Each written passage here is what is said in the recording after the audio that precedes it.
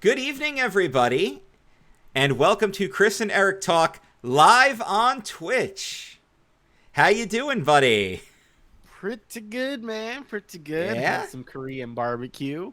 Oh, oh, Yes. so we're starting off with a bang. Then we're gonna start Yes, we talking about are. food right away. Good God. Okay, this is how it's gonna be. Okay. Well, we're recording a little later than normal, Yes, but it's a recording. We're live, but we are, well, and we want to interact with people. So I've got the chat room up here on Twitch. If anybody wants to join us and get some life advice live on the air from you, something you've always wanted to do.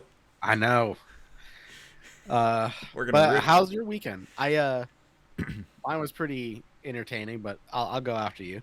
Okay. Well, first off, I want to say happy birthday. We took Thank off you. last week so you could celebrate your birthday. And how does Yeah. it feel to be 37 in a row? Old. I'm old and tired, and I don't understand how people live to be like 100 years old. So To quote, CM Punk, I'm old, I'm tired, my body hurts, and I work with children. If I still worked at the warehouse, that statement would be so true. And hi, warehouse guys. Some of y'all are children, and you know it. But, just saying, I'm not there anymore, so I don't mind. Dude, Oh my gosh. how weird is it to work for a company that like cares about you? Um, Like I don't comprehend that. it's surreal because it kind of Yeah. feels like a trap. Like what's You know the what I mean? catch? We're so It's used like, to why are you being nice? I can't work overtime. why did, Like, why did why did we spend so many years getting jerked around by companies, Eric? Because you and I both got jerked around by not by the same company and then also very similar circumstances in completely Yeah. different states. I don't know, man. Like, I think about that a lot.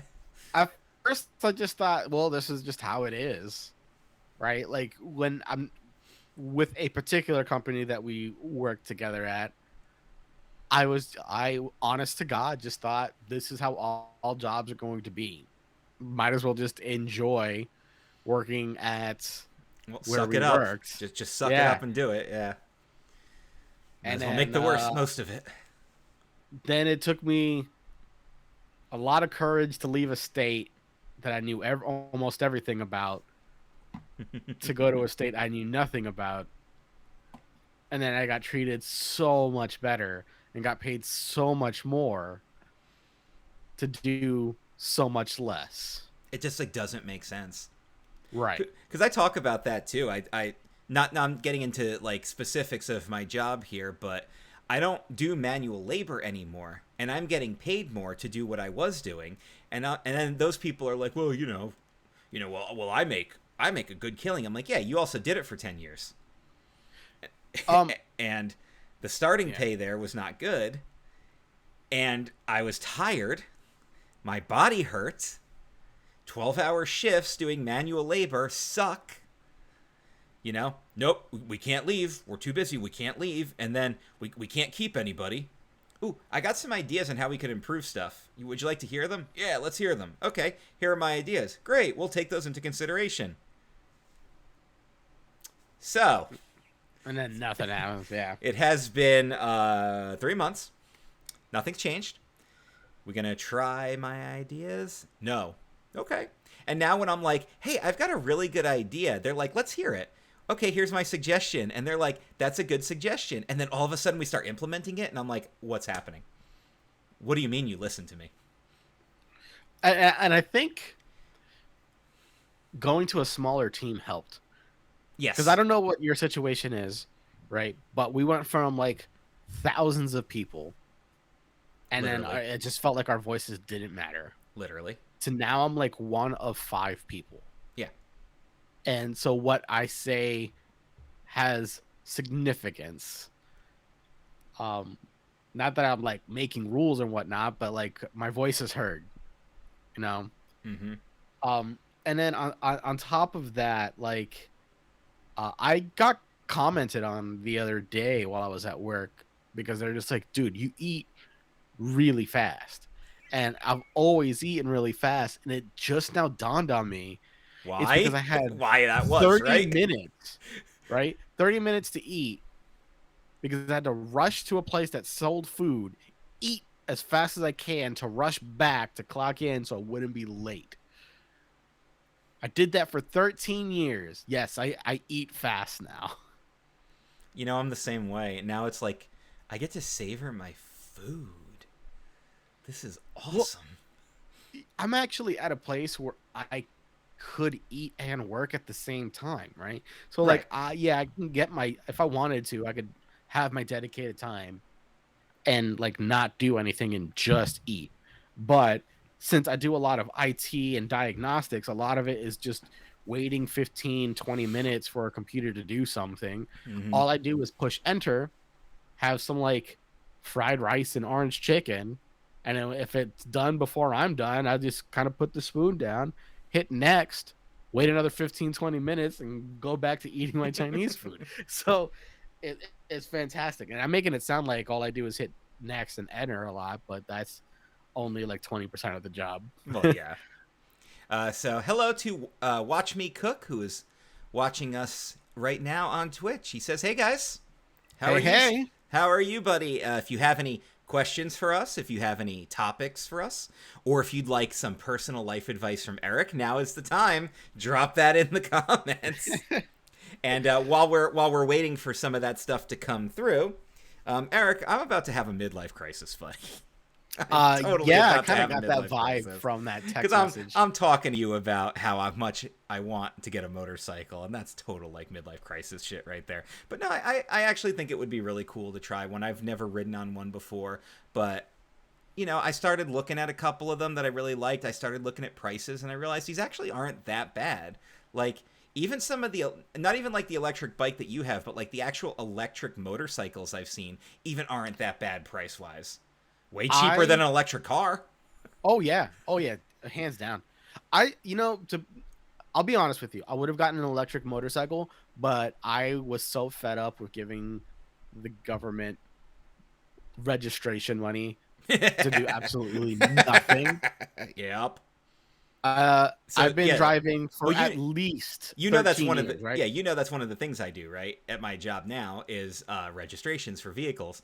And my favorite question is, well, what's the price difference between a 1 or 2 year registration? There isn't. Because the state ain't going to give you a discount for doing 2 years. Yeah. Well, I feel like they don't do anything with it. No, they don't. Oh, Watch Me Cook only has 10 minutes to eat lunch because his students are they're big on him during his lunch breaks. Well, we still appreciate you coming by, and he started a YouTube channel for his midlife crisis, which is the Watch Me Cook channel on YouTube. He's a partner of ours, so, and I see cats chasing each other behind you. So. Yep. Also from HH2 News, he says, "Look, I'm Woody. Howdy, howdy, howdy." So nice Toy Story reference there. Yes, we're Disney guys. Always have been, always will be. That will never change. So yeah, going back to what you were just saying about the registrations, I mean, all it really is to take money and prove that you can drive this car. But we already do that by having insurance on it, because if you don't have insurance for your vehicle, you get a fine. Right. You can get pulled. It's just too much, man. But like I was saying, I have a license I would have to gotten drive an my electric damn motorcycle. car. Yeah. The only reason that I got a bike instead, like an electric bike instead, is because I didn't have to pay for registration.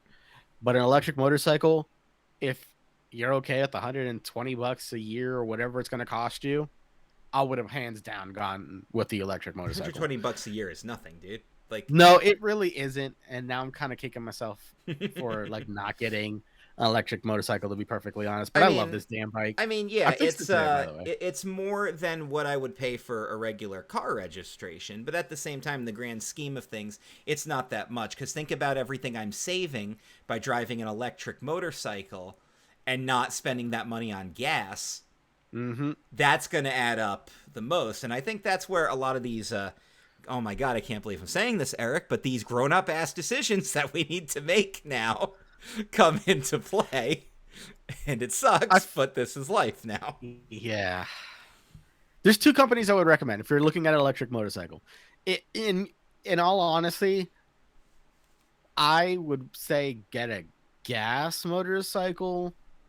So I know they're not that much on gas, but yeah. Yeah, yeah. Well, it's different, right? So an electric motorcycle doesn't ride like an electric motorcycle. It feels like an electric motorcycle, and the stance is the same as an electric motorcycle, but on a gas powered bike, you're using all four limbs to control the bike, Right. right? You have your left hand that controls your clutch. Right. You have your left foot that controls your gear, which gear you're Yep. in. You have your right hand, which is your brake throttle. Yep. Then you have your right foot, which is your rear brake. Right. That I actually did So know. you're like you. So within a electric motorcycle, depending on which company you get it through, you can actually change it to your throttle's still going to be on your right, right? Because it's just like it's just the norm. That's just kind of how they're Um, built. yes, and then you have your brakes on your hands, and then your feet are doing nothing. Your feet are just kind of like there's no gears. That's so I mean, lazy. That's yeah, so so lazy. it's more like a scooter or an SVT transmission. Right. So you don't have to worry about like shifting or anything. So it's excellent for beginners. But like I feel like what ends up happening is you get one of these and you're like, okay, yeah, the top speed's 80 miles an hour and you're probably never gonna hit it. But if you're a speed junkie, you're immediately like, okay, now I want something that can go even faster. And you want something with more power, and you're not gonna get anything with that amount of torque at low end. So Right. it's end of discussion. Electric motorcycle wins fucking torque from off the line to 80. Like, because it's just full power immediately. But then you get into like a Hayabusa, right? Which is it's a 1300cc motorcycle, right? The equivalent is a 1.3 liters engine, which is like a small Civic. But picture like a small Civic on a bicycle, because that's basically what a Hayabusa is. There's a civic joke in there, but I'm not going to make it. Yeah, and then but you haven't mastered the controls of a normal bike if you started off with electric, which it's more dangerous now, right? Because you accidentally pop that clutch, you're flying. If you don't know where your rear brake is, you eliminated like a good portion of your stopper. If you don't know how to shift gears, you can damage your gearbox and transmission and engine because it's all integrated into one case. Okay. Right. So like if something breaks, if a metal piece breaks off in there, it could be catastrophic to the engine. Right. So if you know for a fact that you don't want to be speeding and you're not a speed junkie, electric bike all the way. And that's the thing, right? Is like I know that's a big reason why people get motorcycles, and I'm sure that's going to be the conversation topic when I'm literally telling people that this might be a midlife crisis vehicle. But I'm not doing it to speed. I have no intention of even bringing it onto the highway unless I needed to. This wasn't going to be this was going to be like my stay local and save gas vehicle. I still want my Corolla. In fact, I can say this now because I've made the decision. My lease is up at the end of the year. Sometime I think December 21st, first day of winter, will actually be when I go in to make the official transition and get it financed so I can purchase the vehicle. Because I like it and I want to keep it. But I just think it would be cool to have that bike, and it'll save a lot of money. People are like, well, you're going to be making 2 payments on stuff. Yeah, you're right. But I'm going to be saving money in a lot of ways too. Don't even worry about that. Like, remember what I told you when I got this bike? I was looking at getting a return of investment on my money within a year. I spent $200 a month in gas. That means $2,400 was my limit. Right.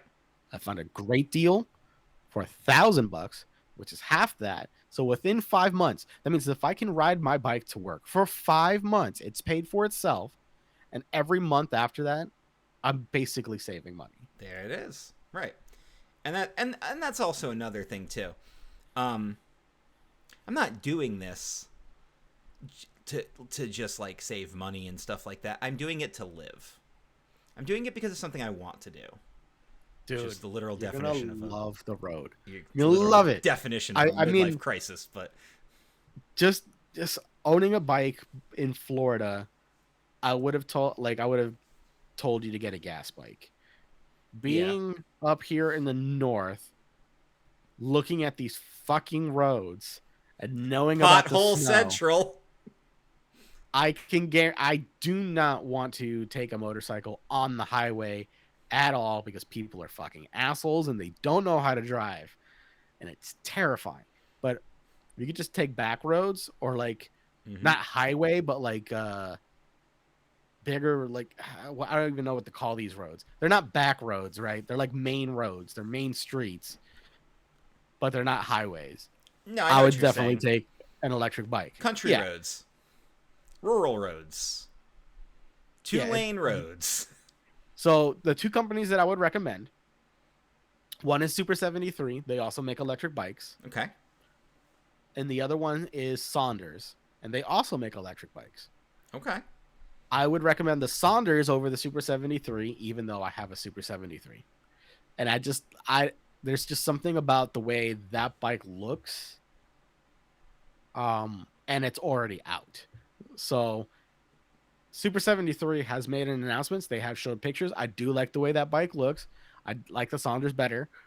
But it's not released yet, so I can't be like, I don't know how it performs. You know what I mean? But at least there's reviews on the other one. Okay. Sounds good. And there's other stuff too. Getting my first tat. Oh, yeah? Well, Of what? I'd actually show the design on here. I'll save that for another episode because I have to pull it like either onto my iPad or my phone or something so I can hold it up to the camera. I don't want to fiddle with everything, especially on a live broadcast. But I'll quickly just tell you about it. It's an outline of the state of New Jersey. Okay. Flying the Italian and Irish flags. Okay. And then at the bottom it says EST 1984. EST. Established. Ah, gotcha. Yep. From HH2 News, he had a Vespa-style scooter for a few years, but now you got to get a license for that shit. Yeah. See, and yeah, that's another thing, right? It's different for every state. Yes. For exactly. here, anything under 50 cc's doesn't need a license. Right. And that's it. Plate, like, rather. That's something I learned doing these title transfers in Pennsylvania. There are some style of mopeds that are registered as mopeds, but a lot of them now are just registered as motorcycles. So I register them as a motorcycle. The title says MC on it, and they get a motorcycle plate, even though it's a moped. Yeah. So there's a couple different rules there. From HH2 News, my mother got a motorcycle around 40. Yeah, thanks. I'm probably gonna beat that by 2 years, but still, this is the point. This is where it's coming because 38 is about 2 months away. So it's these high 30s, man, are starting to mess with my head. I might turn this one into a motorcycle. Yeah, and that's another thing, right? Like, I'm not saying that it's not legal. It's not legal at all. And I'm not saying I'm going to do it, but I might, wink, wink, is convert this electric bike that I have to an electric motorcycle, but keep the pedals. Because I don't go that fast in the city anyway. So if a cop sees me, I could just pretend to pedal. You know what I mean? We're live, pal. I hope no cops in Eric's town happen to be tuning into to Twitch right now and are witnessing this or watching later on YouTube. But it is completely legal as long as I get a 750 watt motor or less. Okay, going way higher. Dude, you gotta pay more attention to Bond movies. You don't reveal your plan, even if you're that close to succeeding. That's true. You never reveal your whole plan. I was just watching Dogma because I'm doing the View Askewniverse rewatch in preparation for Clerks 3. Just finished Clerks Animated, one of the most quotable TV shows of all time, for 6 episodes.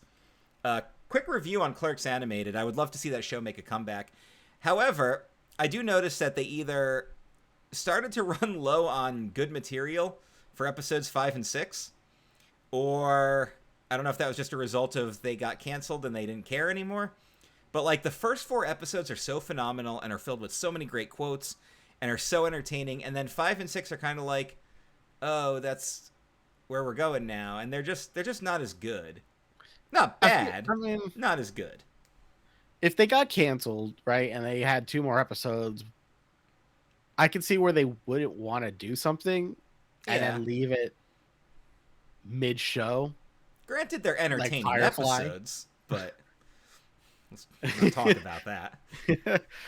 um, We can have a whole discussion about that, but yeah. um, but yeah, so that's been fun. But I watched Clerks, Mallrats, Chasing Amy, and Dogma, and then did Clerks Animated because I'm like, where does that fall in the timeline? I looked it up. It goes, it comes between Dogma and Jay and Silent Bob Strike Back. Oh, perfect. Well, I know what I'm watching next. And I remember I got really depressed after episode 3 when I realized I was halfway through the whole series. Damn. As our podcasting partner Dan pointed out, though, Disney owns it, and they own that art style and everything. So the only way they could do a revamp would be to either do something completely different or put it on Hulu, because Disney now owns Hulu. So, possibility. And sounds like he's open to it. So we could eventually get some more Clerks animated, especially now with everything else that they've done since then with Jay and Silent Bob, and then now they got Clerks 2, we got Clerks 3 coming out. I know they've discussed a Mallrats sequel. As long as they still give him creative liberties with what he wants to do. I don't think he's the type of guy that would just hand his stuff over. He doesn't strike me as that. He strikes me as that hands-on, this is my stuff, and you'll mess it up, so I'm keeping my fingerprints on this, which is the way it should be. So I did have something fun we can discuss, Eric. Of course, as you know, we're doing the Twitch streams have been going quite well lately. Mm-hmm. We've had something happening, and just if you guys saw the screen flash real quick, that was just me pulling the web browser up. So one of the things I want to do for October is I want to get some spooky games in there. Okay. Now, I don't own a ton of spooky games, and obviously to do all the spooky games, will be eventual money involved and things like that if I can't just get access to something. So I'm focusing on retro games that I can easily emulate, or stuff that's on PS Plus because I've got the membership for the year. So anything that could come up for free or easily downloaded. So like the Friday the 13th game, I own that. So that's an easy one. And then, of course, even the really bad Friday the 13th on the NES, just for a lark, because it's easy to emulate. So those were on the list. Little Nightmares was free last month, so I snagged it. So that's something I could stream. I got the Goosebumps game, just because I was a Goosebumps fan. And I'm like, oh, they made a game, and I can get it for free. So, because that's, my mindset here is, even if the game sucks, I just delete it, because I didn't pay for it, so who cares? Delete it right off the hard drive. So I pulled up a list of the 50 best horror games of all time. Eric, let's go through the list. If we've played them, we can discuss them. If not, well, we move on to the next one. But you're a gamer. Okay. So you might be familiar with some of these. So number 50, we have Slender the Arrival. Classic. I've never actually played it, but I've seen it played. And even just watching it was kind of like, yeah, that's kind of fucking creepy. Yeah, the whole concept of Slender Man. That was a big thing we discussed on Jeff Trelowitz's show when we were doing Real Paranormal Talk about like the cryptids and stuff that he and I believe in. And he and I both said that there's always a possibility there's something out there that we don't see that could just be really good at evading, whether it's a Sasquatch, especially the Yeti concept and the deep in the Himalayas. What a great place to hide. Whether it's Loch Ness or the Jersey Devil or whatever. Slender Man is where we were both like, yeah, no, that one's made up. There's no real Slender Man. Correct. But the fact that like Slender Man started off as a game and it had a cult following so hard that it turned into this like myth. Right? That's amazing. And that's actually that says a lot for your marketing, really. Like, yeah. And you know what else got me that way? The Blair Witch Project. Oh yeah. Well, the marketing for the Blair Witch Project was fucking phenomenal. Because they convinced you it was a real thing. Yeah, because they didn't market it as a movie. They marketed it as a found documentary. Yes. Which was brilliant. Yeah.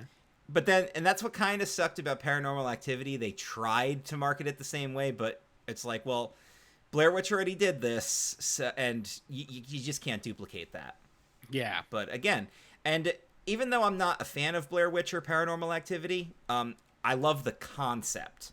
Oh, yeah. No, mad respect. Like, the execution, I can nitpick that to death, but the concept of both of those films is so brilliant, and the budgets were so tiny, and they made a killing on it, and that's the dream right there. Right? That's the dream. Game 49 on the list is Five Nights at Freddy's. Now, Terrifying game. I've never played these, but God, these things are everywhere. Every store you go into, every FYE, even my local game stores, there's always Five Nights crap all over the place. So, Jump scare central. That's all it is. yeah. But it's efficient. Very efficient at it. How about Penumbra Overture? Never heard of it. It's a PC game. Doesn't say the year that it came out. If anybody's got familiarity with that, let us know. This one's called Among the Sleep. Never heard of that. Killbright Studio. Came out for PS4, Xbox One, and Switch. Hunt Showdown. This one looks like it's... Well, the guy's wearing a cowboy hat. That doesn't mean it's... it's Battle Royale-esque with disturbing elements. Okay, yeah, no. See, I don't feel like Battle Royales can be considered a horror game. In my opinion, those are just Battle Royales or competitive games. Like Friday the 13th, right? Like, the scary aspect is getting caught, but that's kind of the same feeling you would get from, like, playing tag as a kid. Sure. You didn't want to get caught. Yes. Among Us. Yeah, Among Us. The fear is getting killed. Exactly. And then trying to figure out who done it. So, Outlast 2. I haven't played the second one, but the first one was great. How about Clock Tower? Heard of it, have not played it. Oh, the visual is creepy as hell, and that's we're going back to PS1 and Famicom style. So, how about Dino Crisis? Did you ever play any of those? Yes. Resident Evil, but dinosaurs. That's a great description. Yeah, it really is. But imagine that all the zombies are as fast as the dogs in Resident Evil. Okay, no. That's nope. That's Dino Crisis. Oh God, just the screen captures on some of these are creepy. Layers of Fear 2. Looks scary. Never heard of it though. Never heard of it. If it's part of the Fear franchise, I know what Fear is. Yeah, it says it doesn't say Fear franchise. Devotion. That one's got Why does that sound familiar? It's got creepy visuals. A lot of women in kabuki makeup. It was a PC game. Ultimately, the game itself has been somewhat forgotten. Apparently, there was a controversy. Okay. So those are the first 10 games out of the 50. This next one is Manhunt. Now, I know all about Manhunt because I watched one of my friends play it, and I watched him crap his pants while playing it. Not literally, but damn close. So,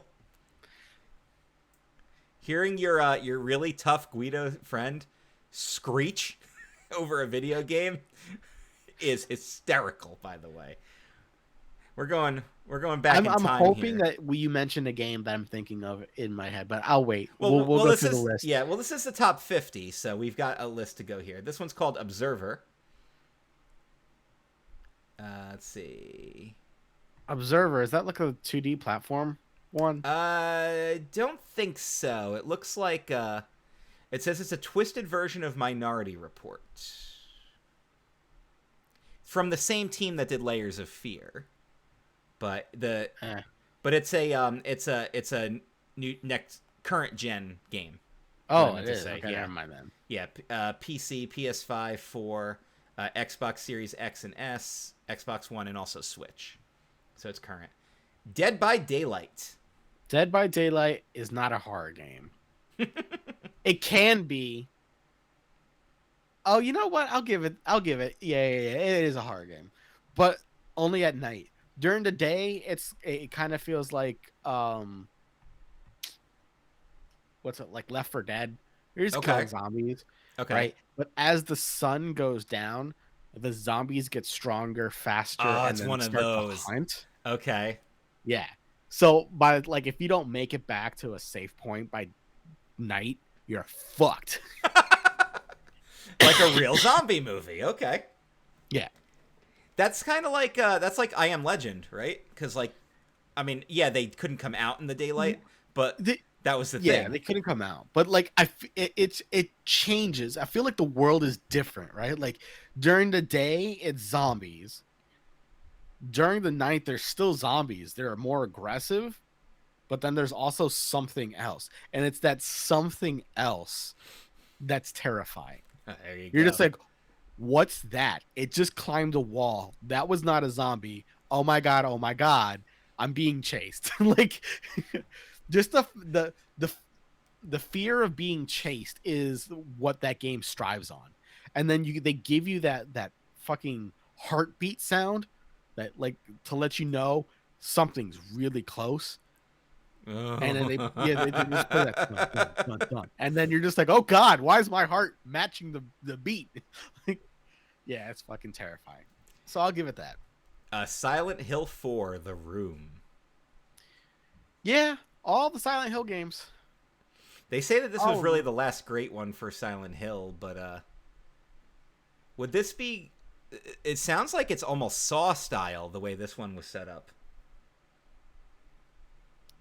I feel like all of the games are kind of Saw style Yeah. because they all involve tricking somebody to going into that stupid ass fucking town.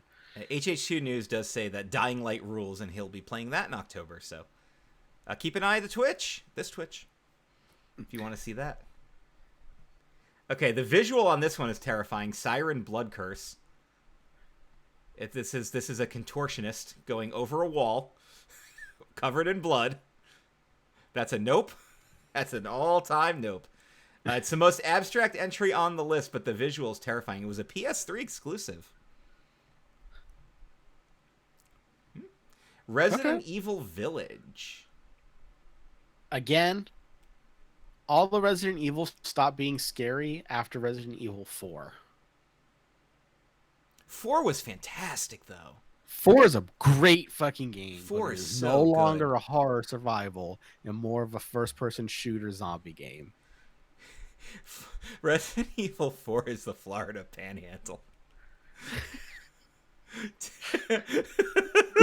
I'm assuming Dan said that. No, I said that. Oh, like what the fuck? No, like. But you're right. Those aren't zombies. Those are swamp people. Yeah. But my God, what a great game! And that was damn, that was the GameCube era. It was GameCube, Xbox, and PS2. That would have been 2, right? Yeah. Or would that have been 3? No, it would have been 2. Would have been 2. No, yeah. hold on. GameCube, PS2, and Xbox. You know what? If it comes up on the list, which it might, it'll tell me where it came in. Okay. This game's called Fatal Frame 2: Crimson Butterfly. Fatal Frame games are terrifying, and I believe that's a PS2 game as well. PS2 and Xbox. Yeah. Yeah. Holy fuck, that's a long time ago, man. Yeah. From Tecmo. Ain't no Super Bowl there. That's a game called The Suffering. Just makes me think. Yeah, that's definitely. No, that's just my life. That's just. Yeah. Is it about being an adult? You're locked up in a penitentiary. Of course, there's a game based on The Thing, which The Thing is a terrifying movie. So yeah, that makes sense. Oh, that's all the way back in the PS2 era. Yeah, no, The Thing. I had the game for the PS2. That is actually a very terrifying game. It's a very terrifying movie. It's John Carpenter.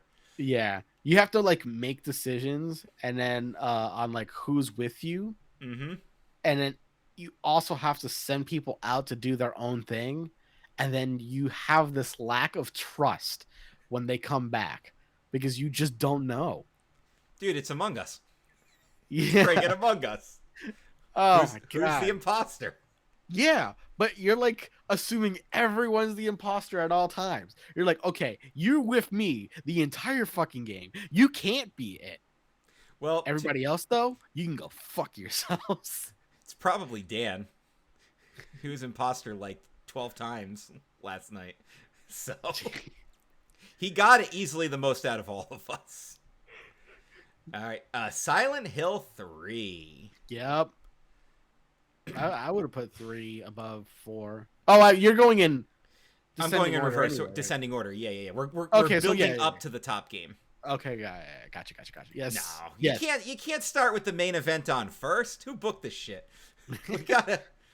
Now, granted, yes, I know that the Silent Hill games are terrifying as hell, but like 3 specifically, was like I think that's the consensus. Is like those early Silent Hill games were the blueprints, and you know, two was better than the original, and then we can't. 2's going to be hard to follow up, but they did an admirable job with it. So, I think 3 is stronger than 2. The only reason that I would give 2 or 1 better than 3 is because of the limitation of the hardware that they had, sure. which is the whole reason Silent Hill was even Silent Hill. Talk about like utilizing the hardware for horror purposes. Okay, your draw distance is 10 feet. What do? Make everything fog. Brilliant. Fucking brilliant. That's just it, though. The most brilliant things work around the hardware limitations and don't try to be something that they're not. A matter of fact, it's so good that when I drive in the morning and there's no cars around and it's foggy, I'm like, I should call in. Like, I've had that before. HH2 News, but not bullshit like in Turok. Fucking Turok. Agreed. There's just nothing in front of you. It just pops into frame. This game is called Until Dawn. It was a PS4 exclusive. It was from Supermassive Games, which is something that Sony commissioned. And it sounds interesting. If one of the game's many obnoxious characters dies, that's it. They're gone for good. It's one of those. Oh. Can work with that. It looks like it could be a pretty terrifying concept. I might have to look that one up. Is it like a first person or is it like I can't tell just based on the screenshot. It's a girl covered in blood looking terrified, and I'm not entirely sure what she's looking at.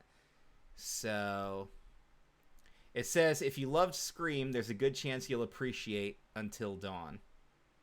Okay. All right. It took the tired and tested formula of old slashers and gave it a shot at 21st century cynicism. Actually sounds interesting. This is all stuff I need to look up. All right, this game is called Darkwood. Never heard of it.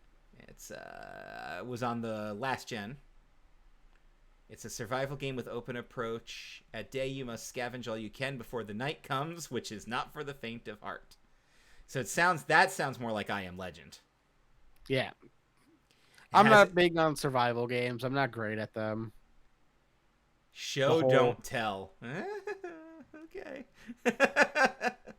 All right, here's Little Nightmares, which I will be looking into streaming because it was free on PS Plus. So I grabbed it. So what is that anyway? What is Little Nightmares? A little girl in a yellow jacket aboard a ship full of warped passengers. That's the long and short of Little Nightmares. And while the experience itself is a short one, it's a journey that you won't be able to shake for far longer.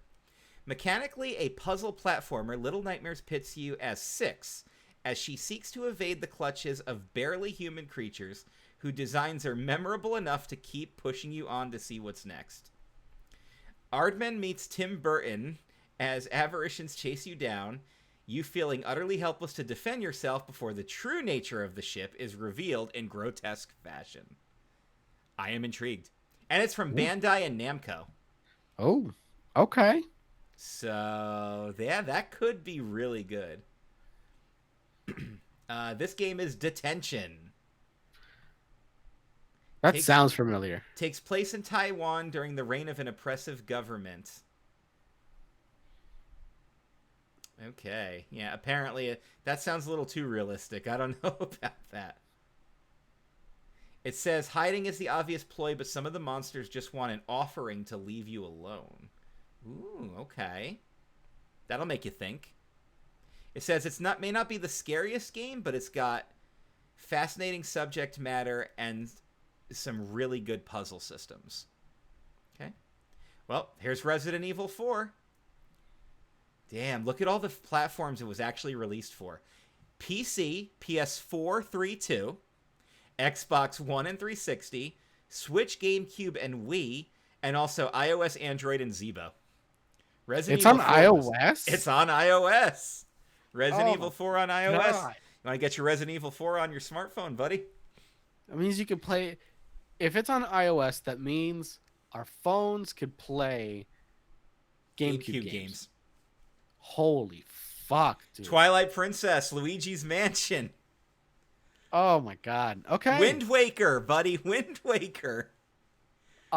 Resident Evil 4 is probably the second. No. It's the first Resident Evil game I've ever beaten. Okay. Because I played 2 up until. Oh god, I can't even remember. I played 2 up until a certain point, and then I just I couldn't handle the mechanics of how to move your character. Like it just wasn't happening for me. That was a big issue. I remember a lot of people complaining about Resident Evil 2, and that's why the remake was so popular. And I get that, because I remember I never played the original, like the OG Resident Evil, but I've watched people play it, and the controls look like they would have pissed me off too much. Yep. So but that's fine, because you make your sequels, you get it right, and then you realize this game was popular. If only the controls were better. I've got an idea. Let's remake that shit, correct the error, and make a killing, and that's what they did.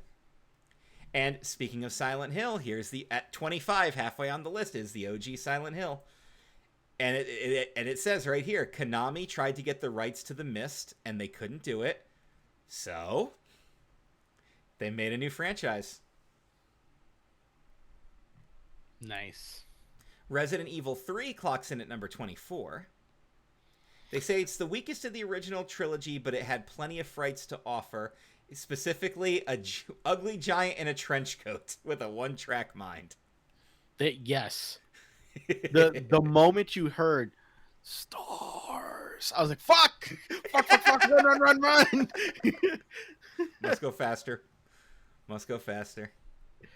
This game is called The Forest. It's a survival experience. Yes. Isn't that the one where you're like, it's relatively new, isn't it? Looks like, yeah, a PC and PS4. Yep. Cannibalistic natives spelunking in caves with no light. And apparently, best option, maybe to just run away like a coward. You ran away like a coward, but I lived. HH2 News just put stars in the chat. That's the most terrifying thing in that game. Everything else was just like, jump scare. But the stars portion of it, it's not a jump scare. But when you heard it, it might as well have been. Because you're like, where? Because they still haven't fixed the control issue yet, right? Like, when you push forward, you go in the direction of your character wherever he was facing. It's not like up is going up. Up could be going left. Up could be going right. And you don't, and then the camera is like isometric, or not really isometric, but it's focused in one direction. So if you heard it and you didn't see him behind you, there's a good chance he's in front of you and you're already facing in that direction. So you're just like, well, shit, he has to be in front of me, right? So you turn your ass around and you start moving back the way you came to try to run away from this thing. And then you realize he comes around the corner from like a trash can that you didn't see, and you're like, fuck, I gotta turn all the way back around. There's no like tap this button to make a 180. So you're just like slowly moving back. It's fucking terrifying, dude. And then I crapped myself. This game is called Inside. Speaking of defenseless children.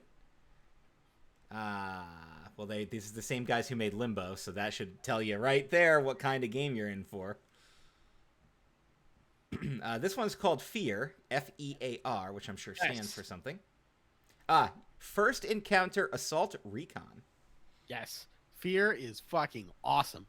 They're like, they made so many little spin-offs off of it. Mm-hmm. But if you want a good like psychological mind fuck horror, Creepy children. Game. Okay, yeah, there you go. I'm looking at the screenshot of the little girl. I'm like, yep, there it is. Dead Rising. Really? Mm-hmm. Number 20. Well, we're looking for horror. Okay. It looks like it's a gore fest, so. Yeah, it's a constant state of unease, but you're in a mall. Oh, so it's Dawn of the Dead. Basically. Okay. Condemned: Criminal Origins. From Sega. That came out on the 360 back in the day. Okay. The Evil Within 2. That's Bethesda. That's Bethesda. Okay. It says it's one of the most underrated games of the year it came out, which was 2017. I'm playing through the first one. Actually, Okay. I stopped playing it. I stopped playing it like almost 7 months ago. When I got the job, when I got this new job, I stopped playing it. I don't know why. Why did I fucking stop? Oh, yeah, because I built a new PC. I built a new PC and I just didn't download the game again. Ah, there you go. Yeah. That explains it.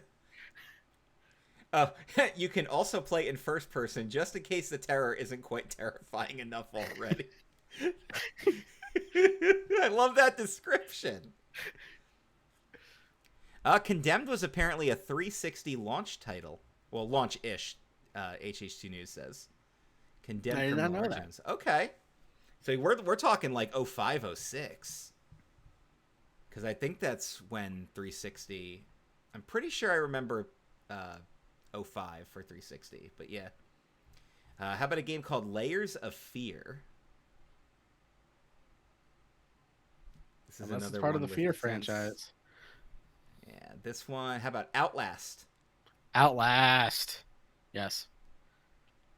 An indie horror game. Very good. So good. I swear, if you play it, you do not think it's an indie game. Like, straight up AAA horror. Don't you love those too? Like the indie games that you're just like, this is friggin' great. Yeah. Like, this is an indie game? I'm having a blast. Stray was technically an indie game, I think. That it just ended up getting like a wider release. I had a blast playing Stray. Not just because I got to be a cat, finally. Oh, so I was looking through the trophies that I didn't get on my playthrough. Because I only did the one playthrough so far. And and one of them I missed was like scratch in every chapter. And when I said that, Perry was near me. And I'm like, buddy, are you disappointed that I missed that trophy? Because that's like something that you would have no problem achieving. If only Perry was playing, he would have made sure to scratch everywhere.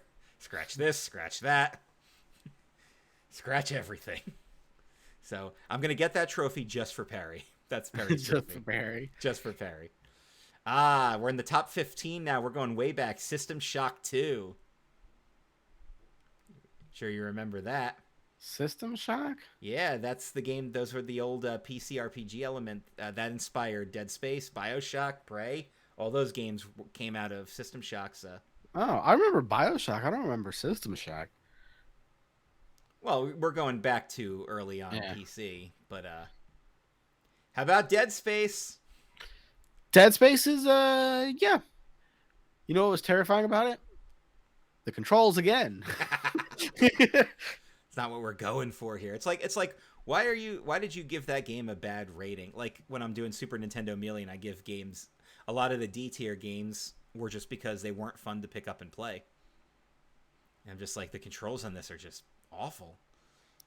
He's like, But it's a Nintendo controller. It's just A, B, and directions. What are you talking So from HH2 News, Dead Space with the part that thinks it's a cutscene but isn't. Can you elaborate on that? about? Please. I need to know what this is. um, if it's the part that I He think says you start getting dragged down a hallway. yeah, Okay. Please elaborate. you just think it's a cutscene, then you die, and you're like, what? And then you realize it wasn't a fucking cutscene. like, yeah, it's interactive. Yeah. Interactive theater. Stalker, Cult of Pripyat? No, Pripyat? I've never played any of the Stalker games. I've Okay. actually been wanting to. Pripyat. It's a Chernobyl game. Okay. Pripyat. I like that. It's supposed to be like the better alternative of Fallout, but not really. We're at number 12 on the list now. 12 games Okay. to go. But finally, something I can offer adequate feedback on because I played the shit out of this. Bioshock. Bioshock is great. What a fun game that was. Beautiful game, too. Yeah. Despite the And horror element, it was... pretty scary. Yeah. But if you got the... get the good ending. I let the little girl live, so... Dying Light. Didn't you mention that already? Maybe I mentioned a sequel? How about Alien Isolation? Alien Isolation was the one that I was telling you I was thinking about that I was hoping would be on this fucking list. Yeah. First of all, the Alien franchise. Alien franchise is great. Yeah. The alien itself learns from you. Oh, no. So there's parts of the game where you have to like trick it, where you grab like I'm just throwing out examples, where you grab like a can, right, and you throw the can like 15 feet that way, and it hears a noise and it goes that way. But after you do that a few times, the alien knows that you're fucking with it, so it literally hears it and it goes, where could that have come from, and goes in that direction, and that's where you're at, and it's fucking scary as shit. That's a nope. Unless you find a flamethrower, the xenomorph simply spotting you means it's curtains. Yes. Oh, you're Ripley's daughter. Okay. This sounds fun. I might have to try this. Oh, this sounds good. Because that's a good... You know what that reminds me of? Arkham City, when you fight Mr. Freeze. Every time you get him, he learns from you, and you can't get him again. So if you do the drop from the statues, he takes care of that. If you get him from the vents, he freezes the vents. You have to have a different strategy every time you go at him. I like stuff like that. It makes you think. Oh, It also makes you pissed. But yes, we'll be playing that while the sun is high in the sky with lights on, and we're in top 10 territory. That was number 10, by the way. So like these are going to be this is the top of the list. This game is called Soma. Ever played this one? no. Okay. It sounds familiar, but like not really. Well, we can talk about Left 4 Dead. Specifically Left 4 Dead. Left 4 Dead 2, which of course it's a Valve game, so whew. Yeah, I know those games are those games got some shit going on in them. It looks fun though. All right, now we're up to Resident Evil 7. At number 7 on the list appropriately. Yes. Yes, I will agree. That is... Yes. You're in the Bayou. The Baker family. The fact that it plays out as something that could happen. This is a little too realistic. It's just enough like sci-fi fake zombiness where it could be like it's great, dude. Absolutely fucking perfect. I gotta see which there's a couple of good franchise titles that were available on PS Plus for free. I know there's like 4 Assassin's Creed games, which is awesome because I obviously never played that franchise, so I have a ton of stuff I can jump right into and have fun with.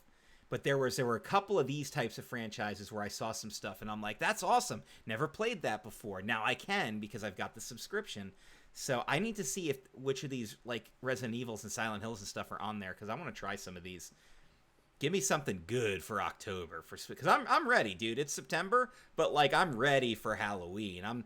I booked my hotel for my trip down to visit Dan and Glenn, so I'm staying over in Charlotte halfway through before I finish my drive.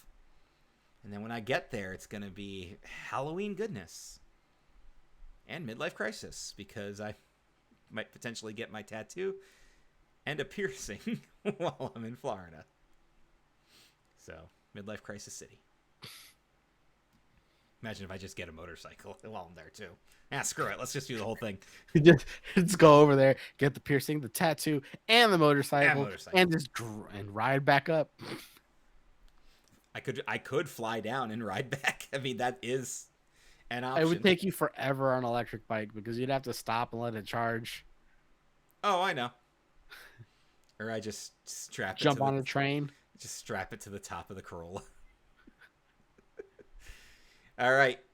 Eternal Darkness, Sanity's Requiem. A GameCube exclusive. And it made it to number 6 on this list. Eternal Darkness. Is that the one that I'm thinking of? Now I gotta look it up. It's a Silicon Knights game.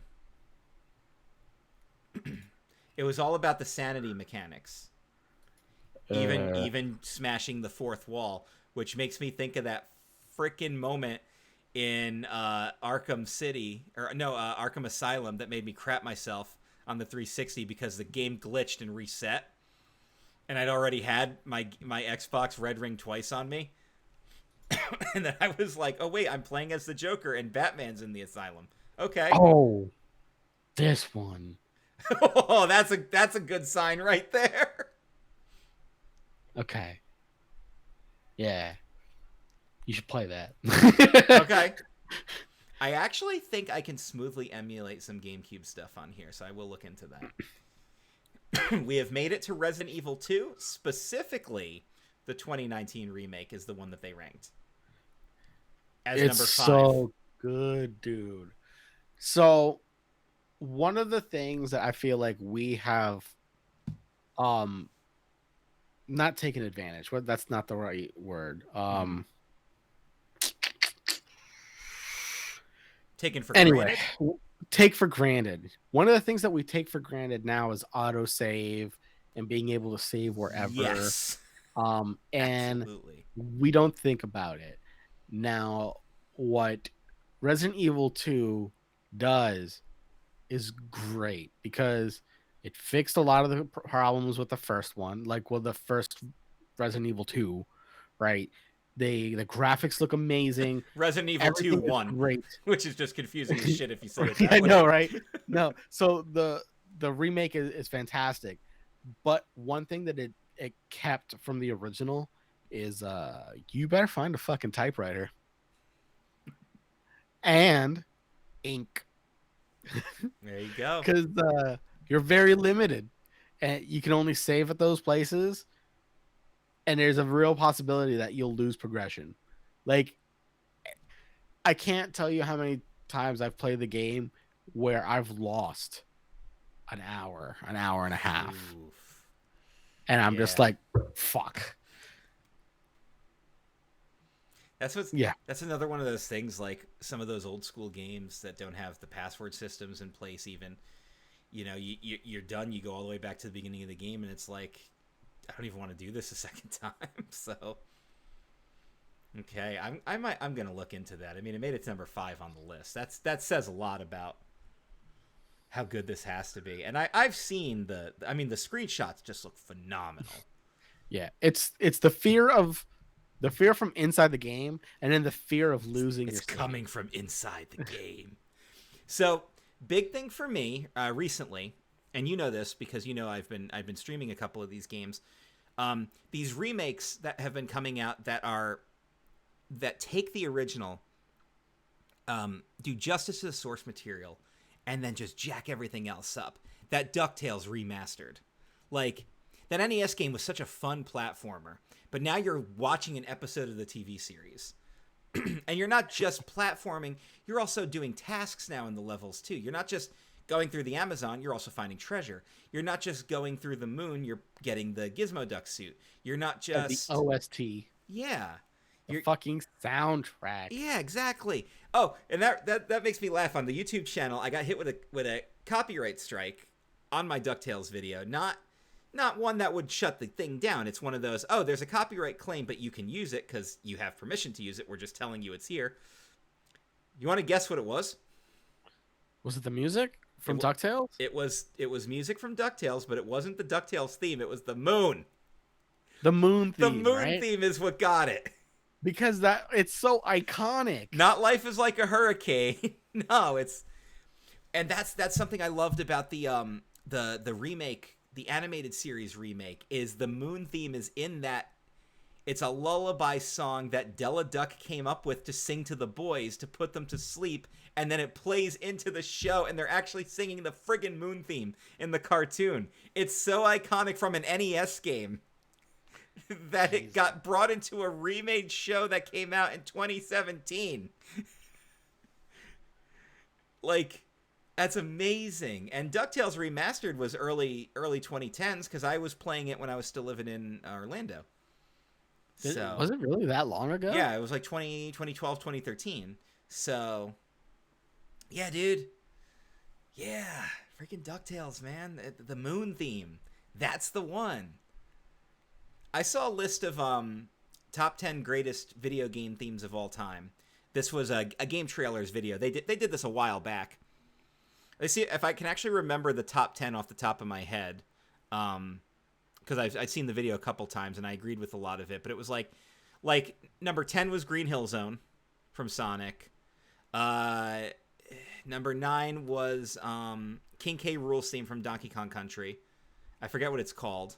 It does have a title. Then it was like the Final Fantasy theme that you hear in every game.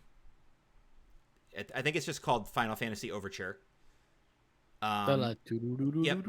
Yep, that's the one. Secret of Mana, which also had a name I don't remember. Beautiful theme, even on 16-bit. Duck, and then the moon theme came in at friggin' number 6. I think it was. Yeah, it was. OG Mario Brothers theme, number 5. They don't even play the whole thing. It goes and they just stop it and they go, we don't even have to keep going because you already know what it is. Number 4 was Super Metroid, the theme to Super Metroid, which, speaking of horror games, Super Metroid should be on that. Super Metroid's a horror game. God. Yeah. Number 3 was Grab Bag from Duke Nukem, which is a pretty badass theme. Number 2 was Dr. Wily Stage 2 from Mega Man 2, which is like the greatest 8-bit theme ever. And what do you think number 1 greatest video game theme of all time would be? If you had to take just a stab in the dark of one video game theme that's like more iconic than anything else. I Chrono Trigger. No, but the Chrono Trigger theme makes it for me, but like, well, yeah, but no, it's the theme to your favorite franchise. Oh, Legend of Zelda. Yeah. Okay. They said Koji Kondo's greatest creation. You can't really disagree with that. Zelda theme is super iconic. And they said it doesn't matter which game you're playing, it's in every game, and it always sounds awesome. All right, so anyway, The Last of Us comes in at number 4. Okay, I agree with that. Yeah, it's all about what the clickers are, pretty much. And they don't even look like anything. They look like just the fuck that they just like. Imagine being chased by a zombie that uses echolocation. Fuck that. Silent Hill 2 comes in at number 3. Okay. Yeah. At number 2, Amnesia: The Dark Descent. Oh, I completely forgot about the Amnesia franchise. The visuals on that are friggin' horrifying. Good God. And oh, and you're defending someone named Daniel. And Daniel's going insane. Freaking Daniel. You know any Daniels? Just the one. Damn it, Dan. Damn it. Damn it. According to this list on culturedvultures.com, the greatest horror game of all time is, in fact, Resident Evil, the GameCube remake. Again, you do that remake, you fix the problems. And what an appropriate list topper, because, yeah, dude, Resident Evil. Would you, okay, in your opinion, when it comes to horror franchises in general, would you say that Resident Evil is probably the GOAT? I mean, based on quality of the games overall, cultural impact, recognition, sales, all that stuff. I think if you factor all that in, when it comes to a pure horror franchise, I think Resident Evil would probably be number one. Yes. And that doesn't take anything away from your Silent Hills and games like that. But I have to say, it has to be Resident Evil. It's the Disney of the horror genre, right? Like Resident Evil can do in there too. Yeah. Resident Evil is like, yeah. They've done so much for the horror genre. The fact that their games are scarier than their movies, though, but whatever.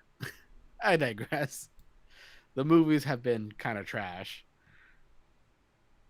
but they're fun still. Well, I guess it kind of depends on which one you're watching and what you're going into it for. It's kind of like how my opinion of Freddy versus Jason. There were so many complaints about how it wasn't horror, and I'm like, well, approach it like an action movie. Same with like Alien versus Predator. Treat it like an action film instead of a horror film. You're going to have a much better time. Because original Nightmare on Elm Street is terrifying. Some of those early Friday the 13th are terrifying, but you mash them together after... Yeah, they got a little goofier. Friday the 13th had some goofy movies in it with freaking Jason X, and Jason Takes Manhattan had lots of comedy in it. Terrible movie, but had really funny scenes, and Jason Goes to Hell is one of the worst movies I've ever seen.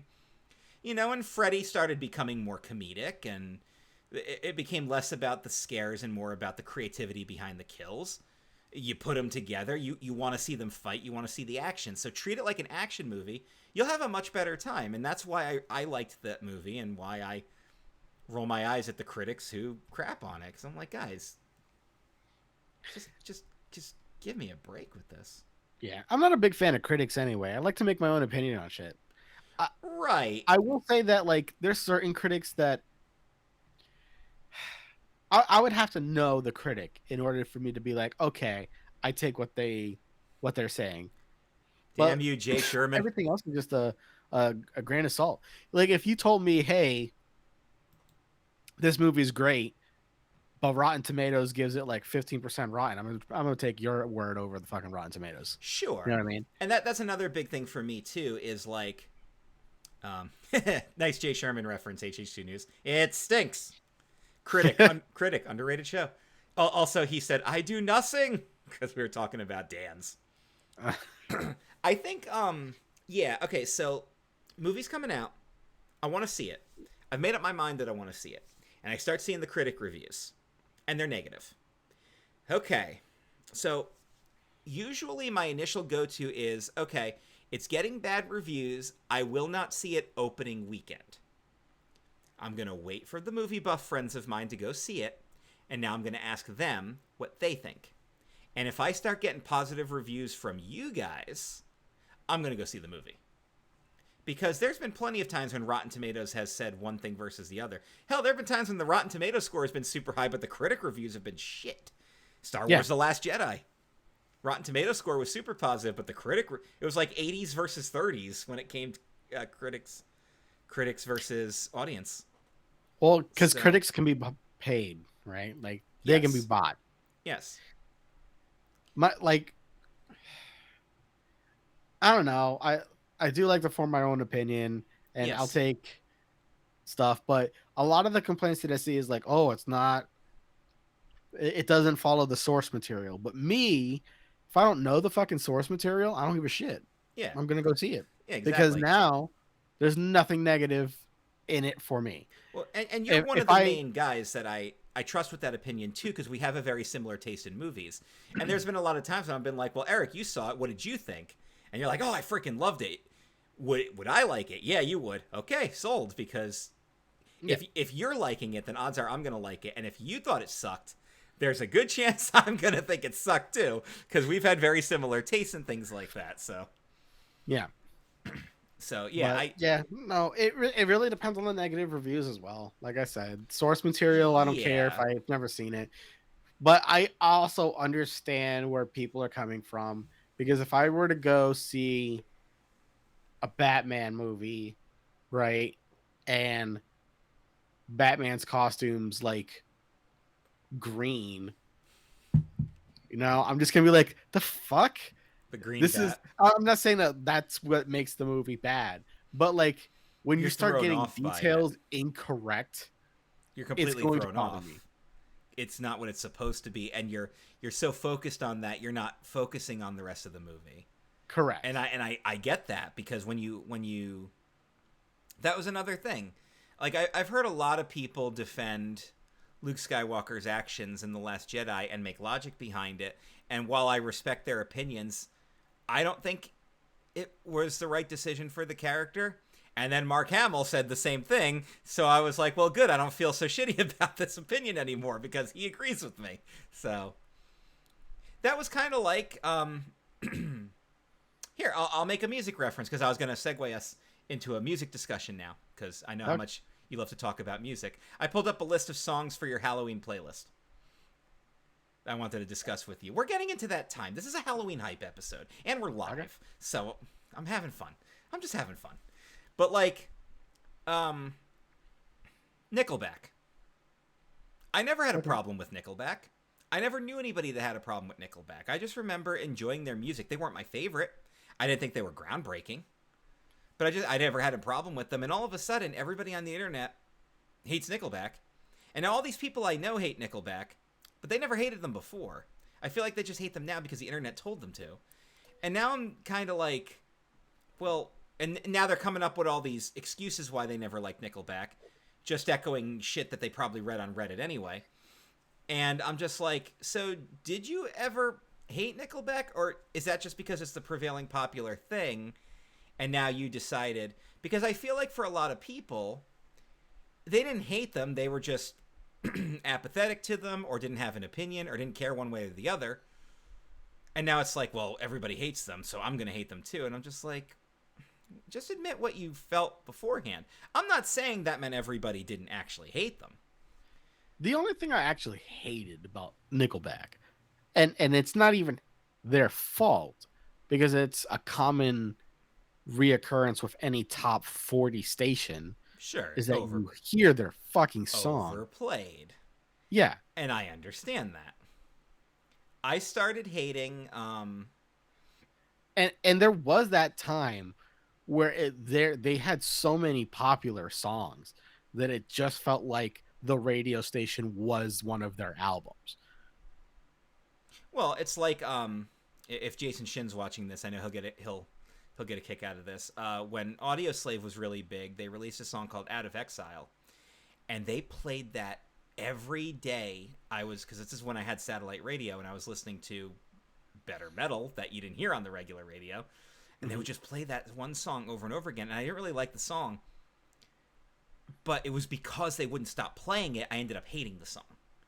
And now whenever that song comes on, Out of Exile by Audioslave, it reminds me of how much I hated it because I couldn't get away from it. I'd put on the station, they're like, all right, Audioslave coming up next. I'm like, Coach Eyes?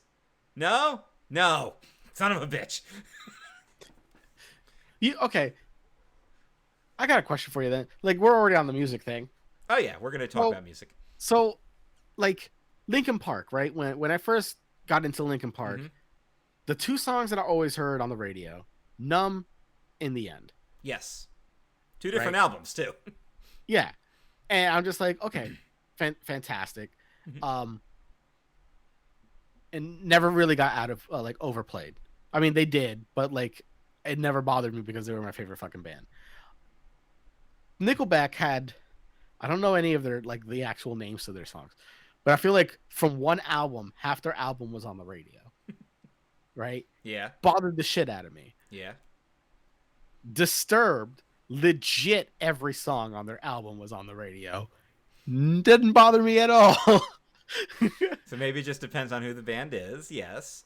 But I think that's just it, right? Is the internet opinion and the overplay takes something that was probably people really didn't feel strongly one way or the other and made it a negative thing, and I can understand that and I can accept that as the Nickelback argument. But I just feel like now it's at the point, because, you know, nothing ever gets overdone on the internet, but now it's at the point when people bring up Nickelback again, I'm rolling my eyes and I'm like, that was a big argument for like a couple of years, and that was years ago. It's time we kind of got over that. Like, now you just sound like you don't have any other arguments to come up with. Well, I don't think they're making music anymore, are they? I have no idea. I don't care enough about them to... I'm just defending... Right. I'm not necessarily defending them. I'm defending that actual opinion. But then it's also flip side. I never liked U2.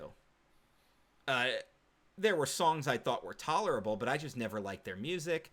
And then it became one of those things where, oh, U2's such a legendary band, and everybody was riding this wagon about them. I can even say the same thing about Kiss. Kiss to me was more gimmick than good quality music. And also, I know they have good music, but you never heard it because all you ever heard were 3 songs. And that was a big problem with U2, especially when that Vertigo song came out. That was all over the radio, and I thought the song was terrible. And I'm like, why are we always listening to this? You know, okay, well, here comes Sunday Bloody Sunday again, so let's listen to that. And then people are like, well, you're just wrong, and you don't understand quality music. And it's just like, just because it's the popular thing doesn't mean I have to like it. So, embarrassing moment coming up. I will admit this, and this is live, right? Yeah, we don't edit. We're not editing.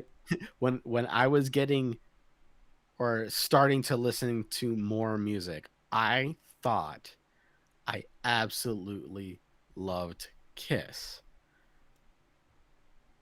I did not... The band that I thought was Kiss was not Kiss. Oh, yeah?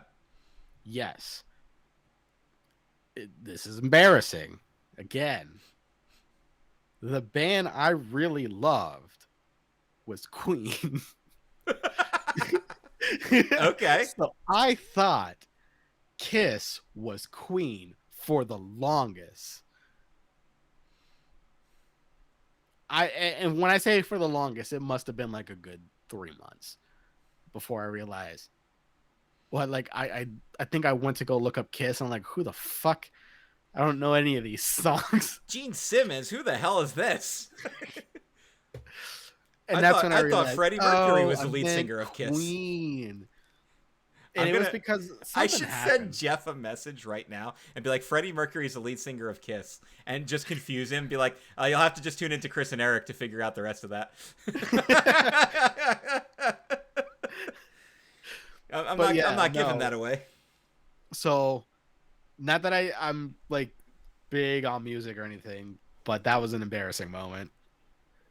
All right, I got one. I got one for you. I'll give you a musical embarrassing moment. That Rockwell song. I always feel like somebody's watching me. Yeah. I know that Michael Jackson was involved with it, but I was way too old when I realized that wasn't actually Michael Jackson. Way too old. I should have known better. And I'm like, that's a Michael Jackson song. They're like, no, it's not. That's Rockwell. I'm like, who the frig is Rockwell? Like, that's Michael Jackson. You can tell it's Michael Jackson. I'm like, no, dude. No. There's a lot of people that sound like Michael Jackson. Well, do you remember in the early days of illegally downloading music on things like now that I actually have Spotify, I haven't illegally downloaded music in ages because I don't like Spotify and all these other places have pretty much eliminated that. There's no need for it anymore. No, exactly. So the LimeWire and Kazaa and all the way back to Napster and all the wonderful STDs I gave my parents' computer back in the day and destroyed several hard drives, melted. So just because I had to listen to all these offshoot parody songs that were all labeled as Weird Al, and he had nothing to do with any of them. You know, the Copacabana spoof about the cantina, or the Star Wars cantina, it was labeled as Weird Al. I'm like, that doesn't sound like Weird Al, but it says it's Weird Al. And then they had the Livin' La Vida Yoda song, which actually kind of sounds like Weird Al, but is not. And there's actually, it's so prevalent that there's I think it's even on Wikipedia. There's a Wikipedia article that specifically says songs that people think are Weird Al but aren't. It's got all these songs on it. Because Weird Al's like been around for a really long time, and I feel like he 70s, hasn't dude. aged. No, he's actually aged quite gracefully, I must say, and I'm a little jealous about that. But I know, right? I know. What I the wonder hell? what's the secret. Apparently, just being a wholesome human being. So we're screwed. Yeah, we're fucked. We're done. We that ship left dock long time ago. We are not wholesome. We're nice guys, but we're not wholesome. Speaking of wholesome but not wholesome, oh God, I went and saw the John Mulaney new stand up. Okay. On Friday. That had to be Friday night. No, Friday, the 9th, whatever the fucking 9th was. Top notch, bro. Nice. Top notch. John Mulaney's hysterical. Yes. Yeah. He talks about his rehab and stuff, and it's hilarious. But I just wanted to share that. There you go. Anyway, let's move back. Yeah. All right. So we got so here. I'm not going to read the whole. There's 70 songs. I'm not reading the whole list. I'm just going to read like the ones that stand out to me. And then we can kind of discuss songs that you would put on a horror playlist or a Halloween playlist, for example. So one of them, right off the bat, number 69 on the list. Nice. Nice. Don't Fear the Reaper by Blue Oyster Cult. That's an easy one. Okay. It's an easy one. It's more thematic than anything else, but I like it. Zombies by the Cranberries. I just like that song, so. And I do actually like the Bad Wolves cover of it, too. There have been several discussions about whether or not that's a good cover or not. Shout out to Andy. Got to get my shout out to Andy in. Andy hates it. I know that much. And I believe that Jason Shin, the other music god that we list, that the other musical opinionated person, I believe he's a big fan. So it really depends on your taste and how you like that type of stuff. Some other ones that stand out here. This one I'm going to have to disagree with. Ain't No Rest for the Wicked by Cage the Elephant. That's just about shitty people. I mean, the main thing is the main 3 acts in the song, if it's a 3-act song, is Hooker approaches him, he turns her down, gets robbed in an alleyway, and then he sees a corrupt preacher, a televangelist, robbing the church. Yeah, it just sounds like a Tuesday.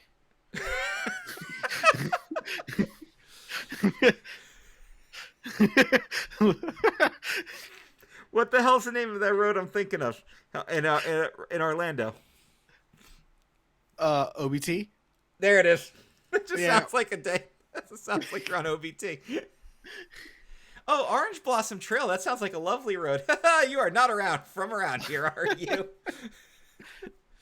Oh, man. Yeah, I would disagree with that one. Paint It Black by the Rolling Stones, I could see. You could put that on a list. Good song, too. Hungry Like the Wolf, Duran Duran. Yeah? It's got some good themes there. Heathens by 21 Pilots. I'll co-sign on that because that was on the Suicide Squad soundtrack. So, I also just like that song. Hailstorm does a great cover of Heathens, by the way, if you haven't heard it. So if you want to hear what 21 Pilots would sound like if more than 2 people were doing the music, that's one way to listen to it. I like 21 Pilots. They're really good for 2 guys, but I feel like imagine if there was a whole band there, because I think their music's awesome. Here's an easy one. Highway to Hell, AC/DC. Yeah. I love that song. That's just classic. The Time Warp. Little Nell and Patricia Quinn. That, of course, comes right out of Rocky Horror Picture Show. Monster Mash. We're getting there. We're going. This is descending order. You know it's going to be near the top. I like that they suggest just putting the Munsters theme on there because I just think that's a great theme song for a show. just Addams Family, the Munsters theme. Yeah, hell yeah. Twilight Zone theme. Put that stuff on there. Tales from the Crypt, baby. Yes. Hello, kitties. I used to watch the show with my So mom. as to no surprise to anybody, Tales from the Crypt was around in for a long time. Like what, 90s. early 90s, Yeah, it was 90s. late 80s, or was it just 90s? I don't know if it goes all the way back to the 80s. I think we mentioned it on the Nerd Table. Tales from the Crypt debuted in the early 90s. Was it? Okay. Growing up, I wanted the Crypt Keeper like as a toy. Yeah. Dude, And so did I. yeah, I'm just like, "Oh, that is the coolest looking thing." And like my parents are like, "You're not scared of that?" I was like, "It's dead. It's harmless." Like Like Ahmed the Dead Terrorist. He can't kill anybody. He's already dead. yeah. Yeah, dude, the Crypt Keeper was awesome. Like, that was the thing, too. It's like, I can't really remember any specific Tales from the Crypt episodes. Not like I can remember Are You Afraid of the Darks and Twilight Zones and even Goosebumps, even though I read all the books. HH2 News, 1989 to 1996. Nice. Okay, so it was 89. Like, I can't tell you anything about the individual stories from that show. Like, I can recant Are You Afraid of the Darks like crazy, like the pool monster and Watcher's Woods and the friggin' carnival. Everybody remembers that.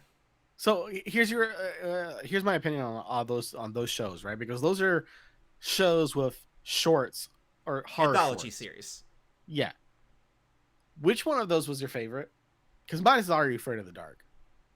Well, Are You Afraid of the Dark was Twilight Zone for us, for our generation. That's what it was. So, yes, of course, and I'm being biased as hell by saying that, but yes, obviously. I wasn't a big fan of the Goosebumps show because they were trying to cram too much into a half-hour show. Didn't work. And I was such a fan of the books, I remember just being disappointed by it, but I still remember stuff from it. I can't tell you shit about any individual story that came out of Tales from the Crypt. You know what I do remember, though? All those cold opens with the Crypt Keeper. All when he'd be like in a tuxedo and he's sipping tea and he's like at the dinner table or he's in the study and he's wearing a friggin' monocle. Like, I remember that. He was a memorable character. Kind of like the Midnight Society and Rod Sterling, right? Mm-hmm. They had that narrator element to it. And maybe Goosebumps TV show would have benefited from that. To have like R.L. Stine himself I'm trying to remember if he did or not. I think he did appear on some stuff, but I think that would have been an advantage for sure. Good discussion though. We never stay on topic. Why even bother having a topic? Weird Science by Oingo Boingo. Fun song. Fun band name too. Werewolves of London by Warren Zevon. If you want to hear that riff get ripped off in tons of songs, including by Kid Rock of all people. But still a classic. Still classic. Yes, Rod Sterling's a Syracuse boy, just like Dan. He had to make sure he pointed that out. Where's some other good stuff on here? Okay. There actually is a song just called Stranger Things. I like that I just wrote the Hocus Pocus soundtrack and the Harry Potter prologue. Like, okay. How about Oogie Boogie song? Nightmare Before Christmas. Boogie. Oh, yes. 'Cause I'm a gambling boogeyman, although I don't play fair. I feel like just the soundtrack for Nightmare Before Christmas. Oh, yeah. This is Halloween? Yeah. God. This is Halloween. This is Halloween. I'll bust that out anytime, and I'll sing the whole damn thing. Of course, as you get closer to the top, you get I Put a Spell on You. My favorite version of that is the CCR version. If I had to pick one, there's a bunch here. Time Warp again, of course. And then the top three. Oh, I missed Somebody's Watching Me is on here, which of course is on all of them. And of course, Psycho Killer by Talking Heads, which is on my Halloween playlist, by the way. The top three are Ghostbusters by Ray Parker Jr. Okay. Song. The Monster Mash. Yep. Classic. And what do you think number one is? I don't know, because I thought it was going to be the Monster Mash. Nah, think about something that's... The music video is a friggin' mini movie. Oh, thriller. Thriller, number Thriller. one. And Okay. Thriller's fan-friggin-tastic. I'm trying to see if my Fantastic. cat wants a guest appearance, but Yeah, every time I good reach luck. for her, she's like, "No, thank you." They're locked out of the bedroom, which is funny because there's, if anybody notices, you can't really see it because the room is dark, but there is a cat toy on the floor behind me. Hi. Which one's that? This one's Kiri. Hi, Kiri. Kiri knows to stay out of paint. Yes. Yeah. Kitty just hating you guys for that. Hi, Kiri. It's always, I, on this episode of Podcats, we have Kiri. So yes, absolutely. All right. So let's get off the Halloween topic. We still have a half hour left. I don't want to cram all the Halloween stuff on this episode because my God, we need to save something for October. So what's new in your life, Eric? So I'm pretty sure I mentioned this before, but my bike got a flat. This You is mentioned all that to happened during. me. I don't know if you mentioned that on the show, but you told me Oh, right, this. right, because I did take that week off. All right, so this all happened within the week of my birthday, right? So one, my birthday. Two, I got a flat tire. Three, the garage door opener stopped working. So, wow, what a fucking trip. So I'll start off with the flat tire. Got a flat tire on my way to work. But I made it to work before I realized it. So I still had air in the tire, a very small leak. I knew that was going to be a problem, so I called Rebecca and gave her a heads up, like, "Hey, I'm going to need you to pick me up at the end of the day, not right now." So okay, that happened. So she came. I made sure that she got at least 2 towels and some bungee cords. We did not have bungee cords, so she just came with 2 towels. So I had to drive from campus to Target to go get bungee cords, with the trunk just kind of like hitting my bike, but the towels were protecting it. Okay. Got Fair to enough. got to the Target, and part of the reason I even got this bike this summer was because her car AC stopped working. Now, I don't know why I didn't check this. Who needs AC when you have nothing around you? Well, I'm an AC guy, and I could have swore I checked this before, but apparently not. But so the same day that we picked up the bike, got bungee cords, I was just like, why does it feel like your car, like the heat is on? And like, and in my head, like, oh my God, please don't tell me that it's just stuck on heat. Like it says cool, but it's just stuck on heat. So I crammed it all the way to the hot side for a few minutes and then crammed it back. And it started cooling. And I'm just like, this entire fucking summer, I've been driving around in this car with no AC because I didn't bother to move the fucking dial all the way to the heat and back the entire fucking summer. But anyway, that got fixed.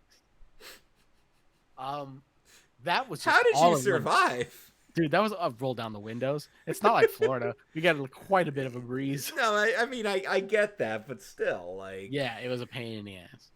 we did not have a nice summer. That's for sure. Yeah, no, it was fucking rough actually. But I digress. Trying to fix the bike. I don't know how, but the garage door opener just stopped working. So I had to disconnect it, manually close the garage, and install a new one. And what's the box says easy to install, which is a lie. It says easy installation. Easy installation if you fucking hire somebody. But anyway, the installation process actually wasn't that hard. It was actually very simple. The problem was the instructions only came with how to install a garage door opener, not how to uninstall the previous garage door opener. So 3.5 hours in a garage with no AC in the summer, and I fucking fixed it. but I felt very accomplished. And then I took a nap and rested the entire fucking day. How much water weight did you lose? A lot. A lot. And then You're a piece of just beef jerky now. uh yeah. And what was it? Yesterday.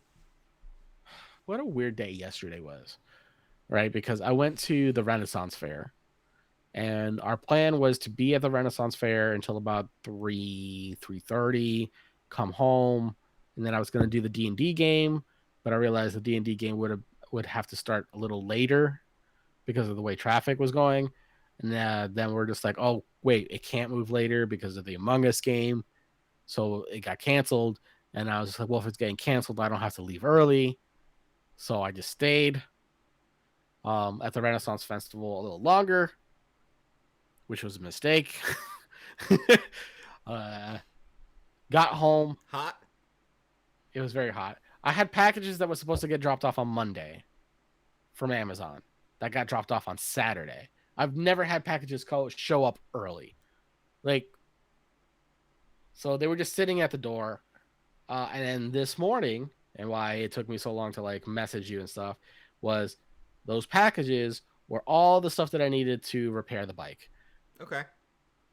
So now the front tire is repaired. I'm waiting on this. Like, I can physically ride the bike, but I also ordered another tire liner and another tube for the rear tire so I can get that out of the way. That way I don't have to worry about risking another flat. Good idea. And then everything should be good. But yeah, no, I was actually quite upset when I opened up the package for the tire liner, and it was just one tire liner and one tube because I thought it was for the set. And I was just like, God damn it. So I had to order another set. And that's okay. it. That's it for me, man. That sounds fun. I've just been sticking with the creative schedule lately, and it's been working out really well. The streams have been a lot of fun. Super Nintendo Melee is going great. I'm having a blast playing these games, even though I've played more crap than good stuff. But you know, that's just kind of how it goes. And that was a big thing I was looking towards as far as planning the October stream schedule. And the plan right now is I'm actually going to suspend Super Nintendo Melee for October because I have the two streaming nights, the Wednesdays and Thursdays, and then the coverage for Dan when he can't make it. So what I really want to do is I want to do the horror series, and I'm thinking maybe Wednesday will be vintage, Thursday will become these modern ones. So like, let's, as an example, that Little Nightmares that I have. So like on a Wednesday, I'll play Nightmare on Elm Street and Friday the 13th on the NES. Okay. Old school games based on horror. I know Friday the 13th is not a good game, but I'm still going to do it. But then Thursday would be something like Little Nightmares or Friday the 13th for PS4. So that's going to be like it's going to be like the vintage lineup versus the modern lineup. And if I just suspend Super Nintendo Melee during that time, which I know is kind of like crap, I'll probably fall behind, but that's okay because I am actually keeping progress up by doing it. But I'm also planning for the fact that last week in October, I can't get any streaming in because I'm going to be on vacation. So that Wednesday and Thursday, I'm not going to be around to stream anyway. Those nights are going to be open. And then I wouldn't be around to do the multiplayer stuff or even this podcast that Saturday and Sunday. So like, and the Saturday and Sunday beforehand too, because I'll be traveling. So if I'm going to miss an entire week of stuff, especially in a month when I want to do something themed and I have a list of stuff I want to do, I'll suspend the main thing I'm doing and focus on that. And then we'll pick right back up after I do the charity stream. And that's the other big announcement. Saturday, November the 5th, 3 p.m. to 11 p.m. EST. Eastern Standard Time as always, people. I'm an East Coast boy, and I don't ever envision moving to the West Coast unless a six-figure job presents itself, so... Oh, did I tell you that's become my answer to everything now? Whenever people are like, what would make you move back to Florida? Well, what would make you move to the West Coast? I said, six figures. Yep. And they're like, really? Doing what? I said, six figures. Six figures doing whatever. You name it. You hire me for a six-figure position that I can handle, and I will move wherever you want me to move. Because if I'm making if I have a six-figure income, Even if it's 100 grand, the lowest possible six-figure income, even after taxes, I can afford to take the trips to come back and see family. So at that point, it don't matter. The other option is what would make you move to X place? Remote work. Something I can do 100% remotely at all times. If I had that, then I could live anywhere I wanted, and I could visit more often because I would just take my work with me. Did I tell you my retirement account hit 10,000? Good for you, buddy. Still got a long way to go, but that's awesome. I know, right? That's awesome. Don't dip into it. Don't touch it. Don't touch it. I haven't been touching it. Okay. Just been putting money in. That's what she said. Watching it not grow for the past 2 years. Oh, I was actually on the phone with my mother, and I was looking at my dividend, and I saw I made like 14 cents, and I told her that so proudly. And I'm like, that's it. I'm retiring tomorrow, so... It's like, yes, I'm up 14 cents. That's it. Retirement plan. Let's go. The funny thing was like, I'm watching this and I was like, man, I really did just tell Chris to invest the money than the fucking pandemic. Like, what a fucking time. No, I invested long after the pandemic. Well, I mean, not the pandemic. The what's it called? The market crashed. Sure, but I haven't really lost anything, so it's not that big a deal to me. Yeah. I mean, I'm up. I'm not up by much, but I'm up. 14 cents. I told you 14 cents. Yeah. No, I mean, I'm up higher than that, obviously, because it fluctuates. But yeah, I mean, I'm higher than what I originally put in, and that's what matters. So yeah. And then so the streams have been going really well. I've been having fun. I played through DuckTales and Angry Video Game Nerd Adventures, and then Mario Land 2, 6 golden coins. I haven't beaten the games yet, but I'm thinking what I'm going to do is I'm going to do that as a stream. Go through the last level of DuckTales, go through the last level of AVGN, and beat that Wario's castle and 6 golden coins. Because I hit an hour and a half playing, and I kept dying in the castle, and it was all like really stupid reasons to die. And I'm like, now I'm just getting embarrassed, and I don't want to do this anymore. So... That'll probably be a stream, but I'm still looking for a couple of some vintage memories here. And one of the things I was thinking about doing was going back and playing some of the old Tiny Toon Adventures games, because I had the NES games. I had 2 of them, actually. And then there was a game on Game Boy, which was actually a pretty fun little platformer, and the only reason I always struggled with it was the tiny size of the screen, like a lot of things. And then and going back to what we were talking about before about fantastic game remakes, my all-time favorite game remake ever was that freaking Link's Awakening on the Switch. What a fantastic... I couldn't believe how good it was. The art style was cool. The music remixes were great. That face drawing music gave me chills when I walked in there. Okay, so just to like... The remake is amazing. Don't get me wrong. But the base game is still there. Right. And that just shows you how good that fucking game was on Game Boy. It probably is. I would say best game in the entire Game Boy library.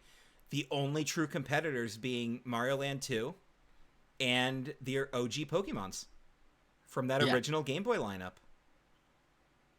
I don't think anything else could possibly be better. Like, nothing can compare. No, it was so. It was just so good. And then they redid it on. That was the other thing I liked.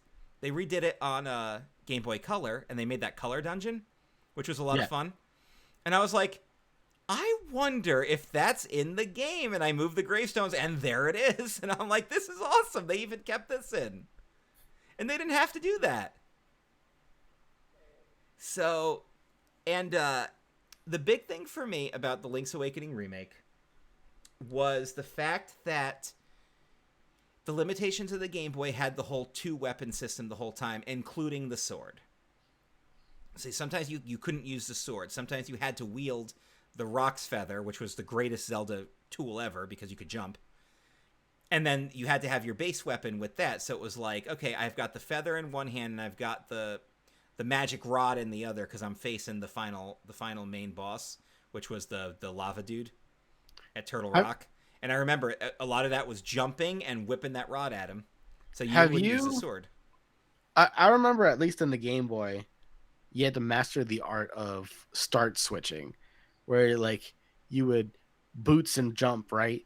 So you'd Mm-hmm. like do the and then jump, and And then jump. while you're Yep. midair, you'd have to hit pause to switch over to your sword or not sword, but like Yeah. yeah, your different weapon Or combination. you were gonna take a hit no matter what. Yeah.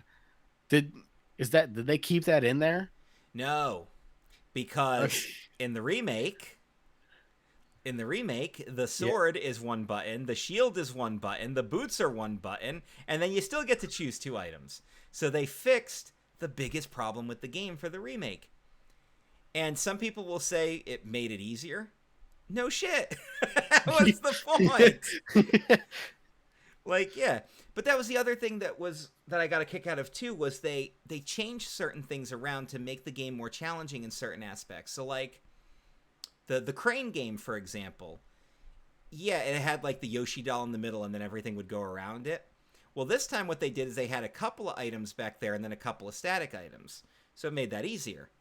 In the shop, you could buy more stuff and your rupee count could go over 999. And there were some things that were more expensive than that. So you could just go apeshit on the rupees. You didn't have to worry about opening a chest and you can't take the rupees or anything. I haven't tried stealing in the game.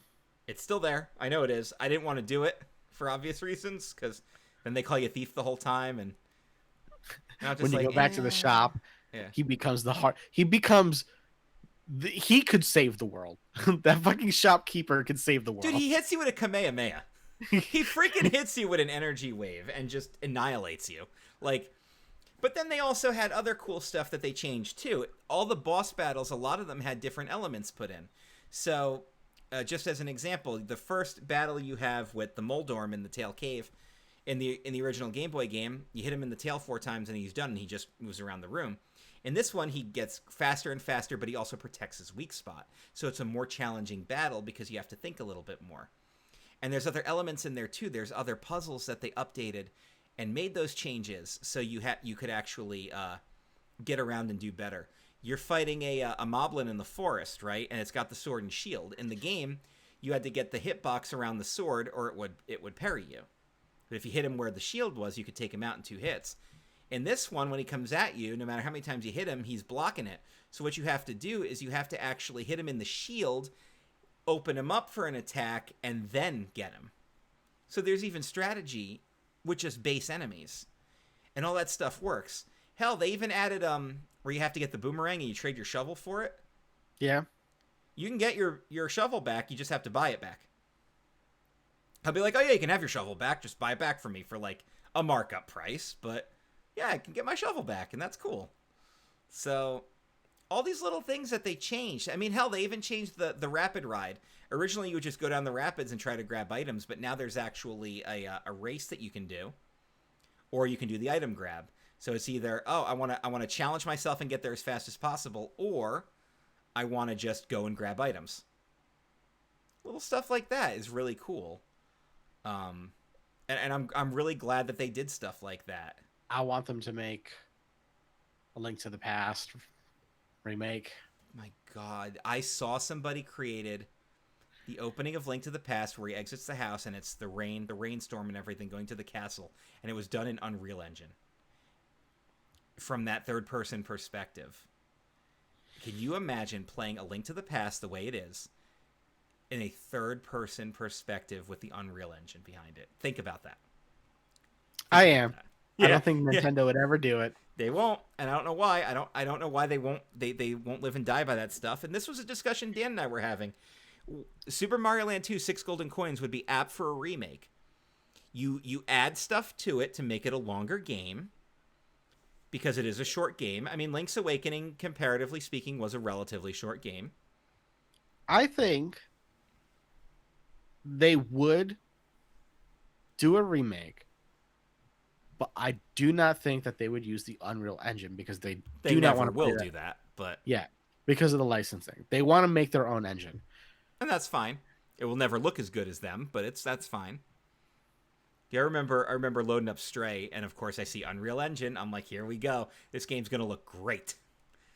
And Some of the photorealistic stuff that they got, man, for the Unreal Engine 5. Yeah. it's insane where the graphics are coming now. Like, and just imagine taking like, I mean, all right, you know what? Hell, give me Link's Awakening with Breath of the Wild style graphics. Breath of the Yeah, Wild's a gorgeous game. yeah, I hands down would take that. Yeah, but yeah, if Link's Awakening was that successful, you know what? Remake the original Legend of Zelda. Put a little bit of story behind, a little extra story behind it, and just remake that. People would probably be into it. I would take a remaster. I don't know if I would take a remake. Okay. That When could you be a could do whole a remake, discussion right? too. But Like, then like that's like a that's opening up a can. yeah. Because where is that in the timeline? Well, where is all of this in the timeline? The only thing I know about Link's Awakening is it's a direct sequel to Link to the Past. Because it's his vacation away from the events of Link to the Past and the nightmares. You know, there's Ganon involved and Aghanim. So, oh, that's another thing they changed. The nightmare battle. I remember in the original game how to beat all the nightmares individually. And they upped it for this one, which was cool, and I like that they did that. Specifically, when you fight the second to last one, where you hit it with the magic rod and it's dead in one hit, they increased that so it's not the case. And then the final boss, I remember in the original game, you could beat him with one shot if you had the boomerang. Well, you can't do that now. You got to actually fight. And instead of just moving around the screen and dodging the projectiles and everything, now you actually have to. It gets faster and faster with each hit. So they made the final boss more challenging too. But one thing they did keep in, and I appreciated this because my last playthrough, I beat it without actually dying. I fell in battle once, but I had a fairy in my bottle, so like, or I had the secret medicine. So, you know, I was resurrected. But if you beat the game, the original game without dying, you get Marin as a seagull. Like a seagull flies by on the end screen. Mm-hmm. You beat it in the original, it's Marin as the seagull. Well, in this one, her face just appears in the sky and smiles at you. And I love that they kept that in as the Easter egg if you can beat it with no deaths. I could never beat it with no deaths. That fucking it was hard, but it was that it's. You know what I it can was, tell you though, where I dude? always die. The You know fucking worm that knocks you down, Worm and that then you knocks have to down, start which the fucking fight over again. With the one you have to hit in the tail, and Yes. it knocks you down. You got to start the fucking fight all over again. It's the first dungeon boss too. Yeah.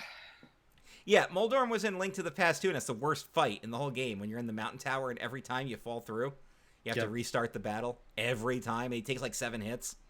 Hated that. And it's one of those ones too, when he hits you, you fly backwards, so it's not even like you could just stand in one spot and take hits and hope for the best. No, you're going back. You're going backwards. Just bump. Fuck. I remember once, literally, just I hit it. I think it was my 4th time falling. The last time it was just like, I just hit pause and I turned off the game and went to sleep. I was just like, nah. Also, do you remember if you went through certain parts of the floor, you would actually fall multiple levels? Yes.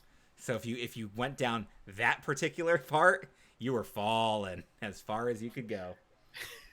I think that was what happened too. You just I fell down one, I saw where I was going, and then I fell down another one, and I was just like, no. I'm done. Nope, I'm out. I'm out. There was one stage, and I can't remember which dungeon it is, but maybe you'll remember. You have to jump in these giant pots. Mm-hmm. There were fairies in them. Yep. I didn't know that you could jump in those pots. I thought they were just like there. But one of them had a key. No. Yes. No, one of them had a key because it was so I forgot that you could jump into them. One of them had a key, and it was the randomizer one. I was playing a randomizer. So instead of a fairy, that's where the key was. Ooh, okay. And I was just like, where the fuck? Because I thought I was playing with the enemies were the same, so it did not randomize the enemies, but it randomized the items that were in the dungeon. So like everything that's in the dungeon is still in the dungeon. It's just in a different place. Okay. But they considered the fairy as an item. Oh my god.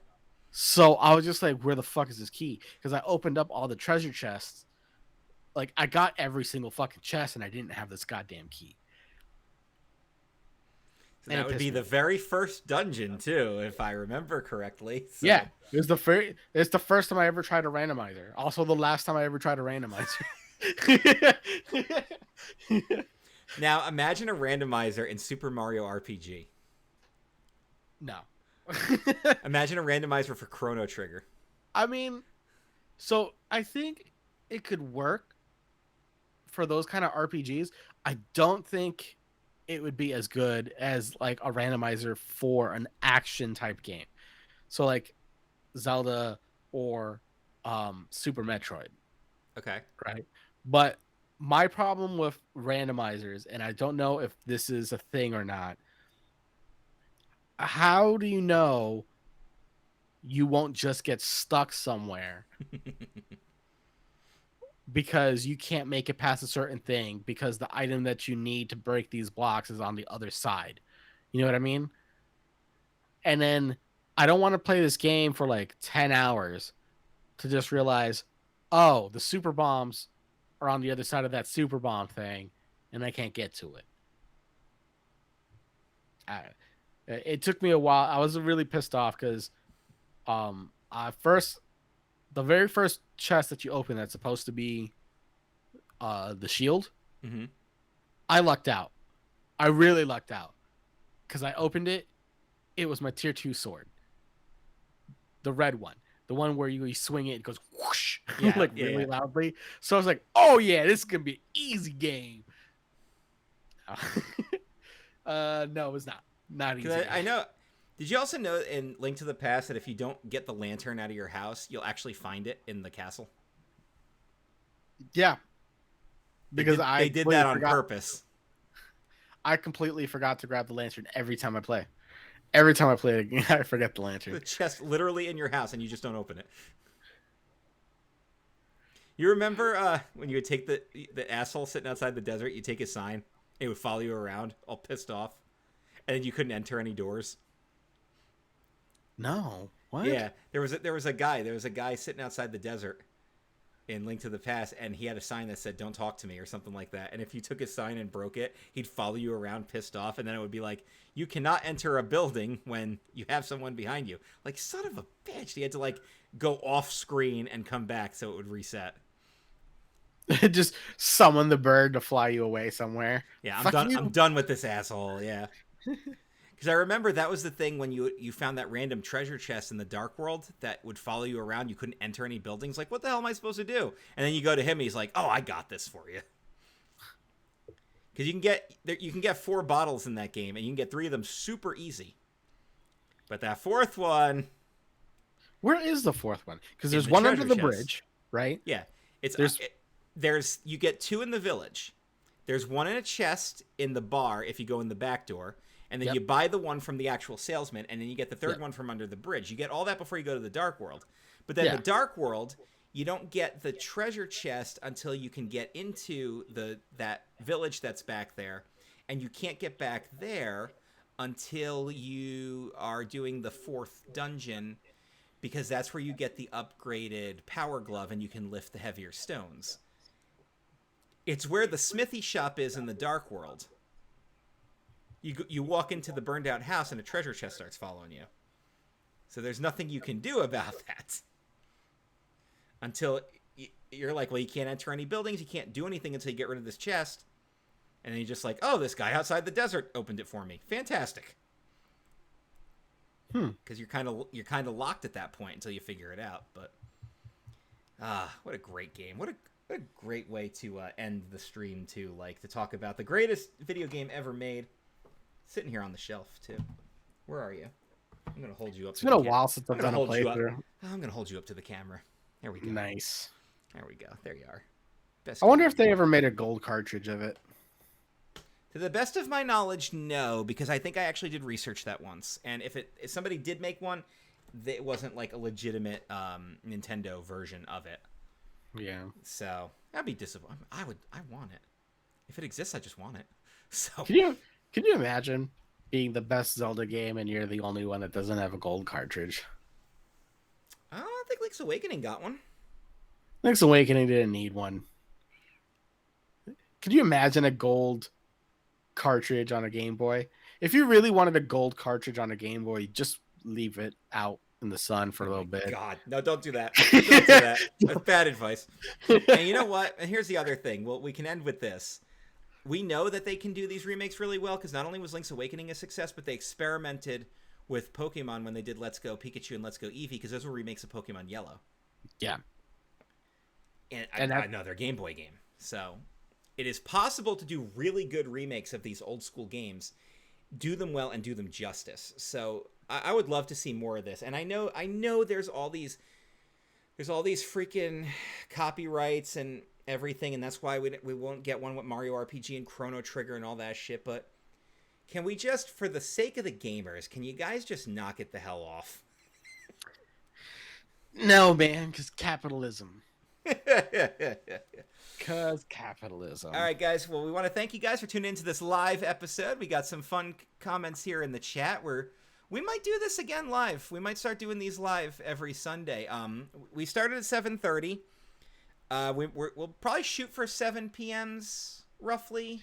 Yeah, because I should have taken my meds like a half hour ago. No, it's fine. I didn't want to say anything. It's fine, but we might start making this a regular thing on Sundays. Of course, if we can't do it live for any reason, we'll let you guys know. Keep checking out all the content. Support the YouTube channel and support the Twitch. Support Twitch because we're having a lot of fun with it, and we don't want to stop. And we're having a lot of fun with people in the comments. And to everybody who watched the Among Us stream last night in the comments and were trying to talk to me, I'm so sorry I ignored you. I was really in the heat of the game and getting Fiend fired up and all that. So, like, I do apologize for not interacting with you, but I will pay better attention to the chat next time, I promise. Eric, you want to go ahead and do a plug for your show? Yeah, we're doing the show right now. Thanks. Okay, you know what I meant. We also got the Sick Minds of Matt and Eric. Matt's been pretty good at posting that stuff, so just kind of look at where he's posting it. It's normally in Discord and the Nerd Table Facebook group. What else? What we got? But you're going on YouTube. We haven't done Nerd Table in a while. We have not. It's not dead. I keep saying that. Yep. We've been having.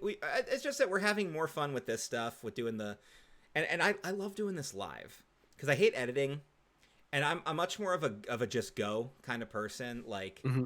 And that's also what was funny about when Dan and I were trying to do one of our trivia nights and we kept getting phone call interruptions. It was like the first time.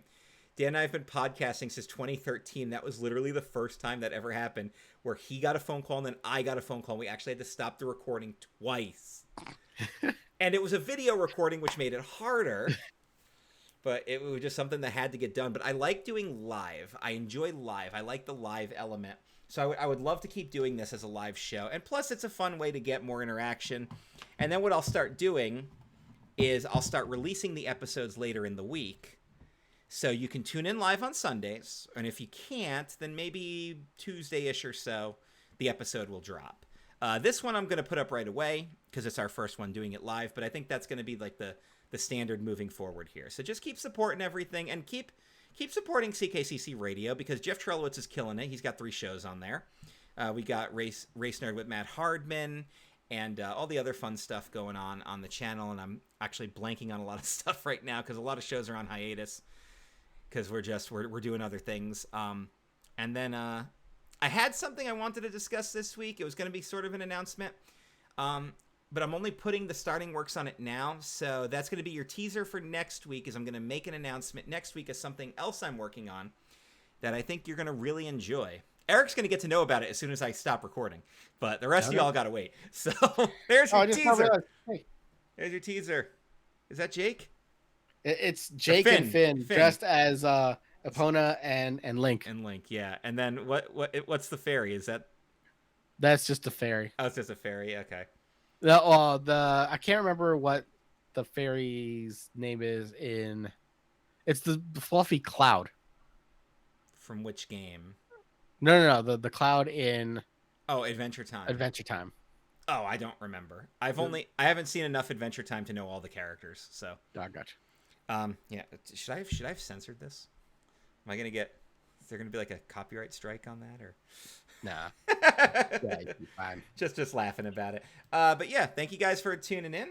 And Eric and I will be back next Sunday night with more Chris and Eric talk here on Twitch and YouTube. So, final words, Eric? Be excellent to one another.